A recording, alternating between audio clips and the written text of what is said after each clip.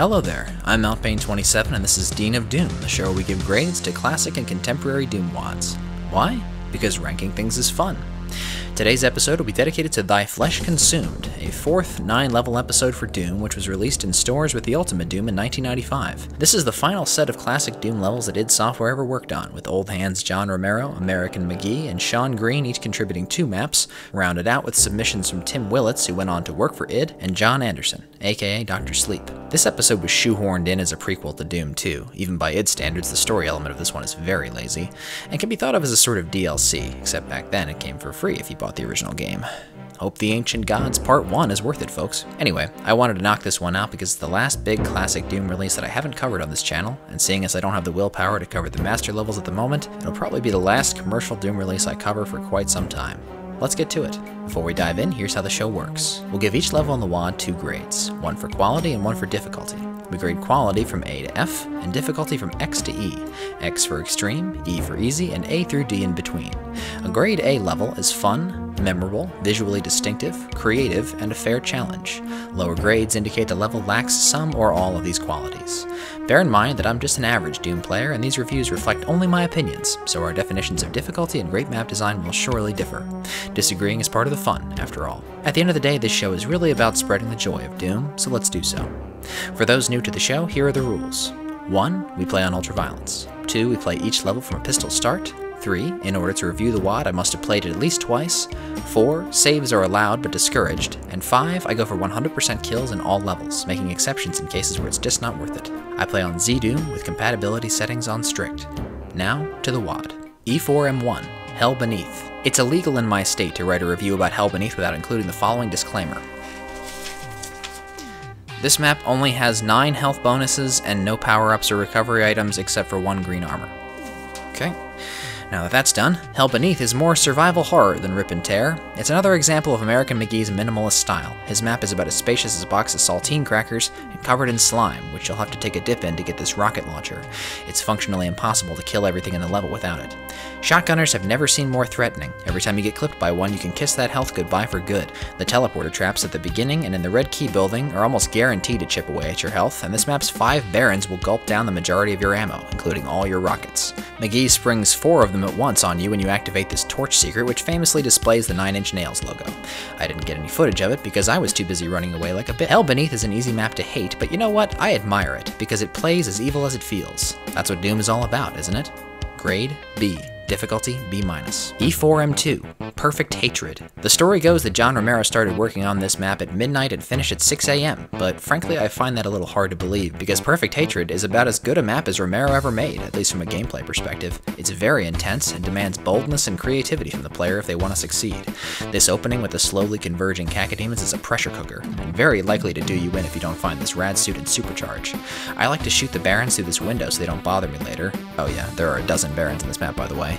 Grab this invaluable secret cache, fail the Stefan Winterfeld jump, then go back and snag the plasma gun. Don't be afraid to go ham with it, this map gives you a ton of cells.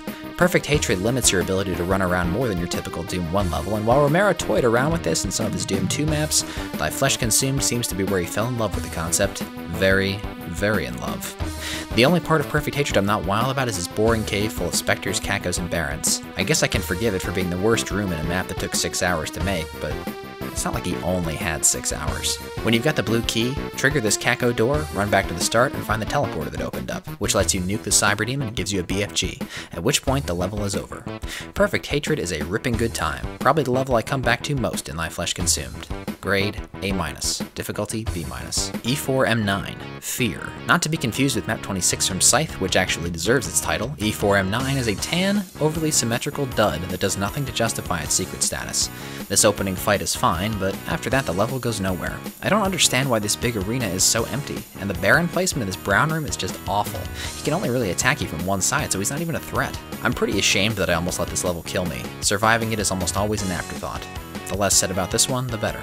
Grade D, difficulty D-. E4M3, Sever the Wicked. Sever the Wicked is some high-intensity stuff from Shawn Green. Right from the start, you'll be thrown into the deep end of the pool, so hit this switch to raise a bridge to the invulnerability, find the chain gun, and start blazing your way through this hell base. The shotgunners are the biggest threat here. They'll whittle down your health if left unattended. There are 7 more barons in this map, but you'll get your hands on a rocket launcher relatively early on and you'll be inundated with ammo for it. Sever the Wicked isn't the prettiest map in the world. It goes a little heavy on the wood textures, and the layout is a bit rudimentary, but the quality of the action makes up for its shortcomings. Footnote, this map is spectacularly incompetent at tagging secrets. This flight of stairs counts as 19 distinct secrets because somebody got a little overzealous while copy-pasting. And these torches are marked as secrets, but as of this video's release date, nobody has devised a way to tag them. Doesn't really factor into the final grade, but it's worth mentioning. Grade B, difficulty C. E4M4, Unruly Evil. I'm not sure what happened here. Despite sharing Hell Beneath's compact design and ominous atmosphere, Unruly Evil is about as lethal as a pop gun and consequently not much fun. These specters right at the start are a pain in the neck, and ammo is a little scarce all the way through, but a cursory glance at these torches will lead you to a berserk and a rocket launcher, and if you investigate this dark room with the lava, you'll have yourself a supercharge and an invulnerability. Say, American, where was all this when we needed it? With a red key in hand, there's only one more Mickey Mouse room to clear out before the curtain. Definitely the easiest and most forgettable map in this episode. Grade C-, difficulty D-. E4M5, They Will Repent. Mostly harmless. This fairly obvious homage to Episode 3's Limbo is thankfully less impenetrable than its inspiration, though I don't find one especially more fun to play than the other. Map author Tim Willits does solid work keeping his visuals consistent, but the combat here is even weaker than in the secret level. Compared to the rock and roll of the Romero and Green maps we've seen, They Will Repent is elevator music. The encounters bleed together to such an extent that I never feel challenged. This cacodemon placement is totally pointless, and this lost soul. Why would you hide a lost soul here? DoomWiki.org credits Teresa Chazar, Willits' sister, with creating the original layout, so I guess her work is the only part of this map I actually kinda like. Maybe id should have hired her instead. This map isn't incompetent, but it's really, really average, and that's almost worse. Grade D+, difficulty D-. E4M6, Against Thee Wickedly. Prepare thyself. If you thought Perfect Hatred was precarious or nasty, welcome to Against Thee Wickedly. Apparently Romero decided he was done being Mr. Nice Guy in 1995. Between this and E4M2, you'd think he was angry at his player base or something. Most of the action in Against Thee Wickedly takes place in a hell fortress half sunken into molten rock. This is probably the best and most hostile use of environmental hazards you'll find in retail Doom, and you should expect to spend half the level holding your breath, hoping your rad suit isn't about to run out.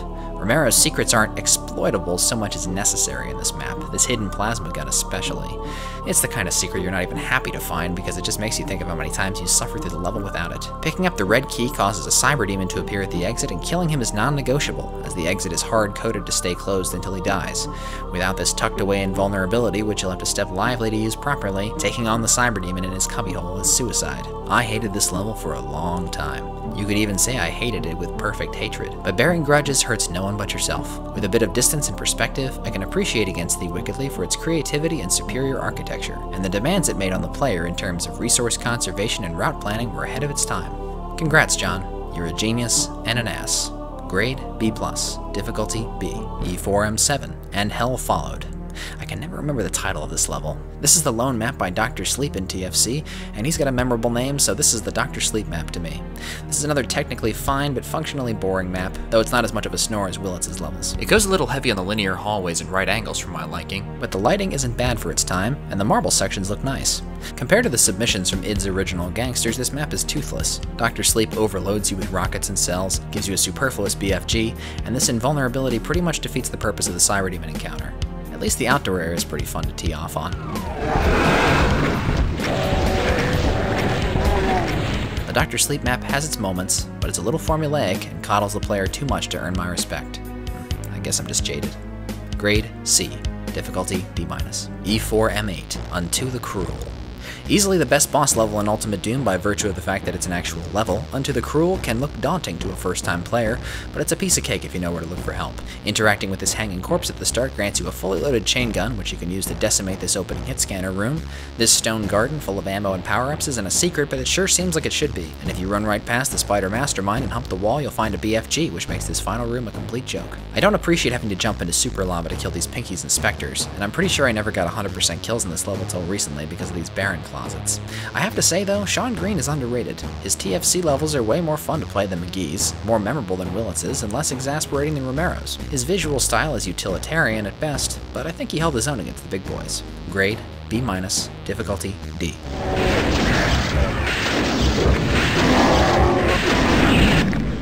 So, Thy Flesh Consumed is a mixed bag, to put it lightly. It's pretty much exactly what you'd expect to get out of high-profile Doom hobbyists, who back then were more akin to hackers than designers, and listless id veterans collaborating on an expansion for an outdated version of their own game. Except as a challenge for people who mop the floor with the original Doom 1 episodes, Thy Flesh Consumed doesn't do much to justify its existence as a commercial product, especially since modders were contemporaneously releasing levels approaching this quality for free. That said, more Doom is never unwelcome, and this episode's highs easily outshine all but the best maps in E1, E2, and Doom 2.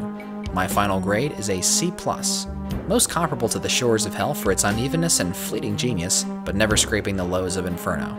Difficulty-wise, this is a hike from its previous releases. I'll give it a D+, because it's 2 parts easy cheese to 1 part wake-up call, making it proportionally tougher than Doom 2, but that's not saying much. Now for my Dean's List. Valedictorian, E4M2, Perfect Hatred. Salutatorian, E4M6, Against Thee Wickedly. Class President, also E4M6, Against Thee Wickedly. And the dunce cap goes to E4M9, The Absence of Fear. Thank you very much for watching, and please feel free to share your thoughts in the WAD down below. I'd love to hear what you think, and I'll heart your comments to let you know I've read them. This is MountPain27, and I'll see you in the next very spooky episode of Dean of Doom.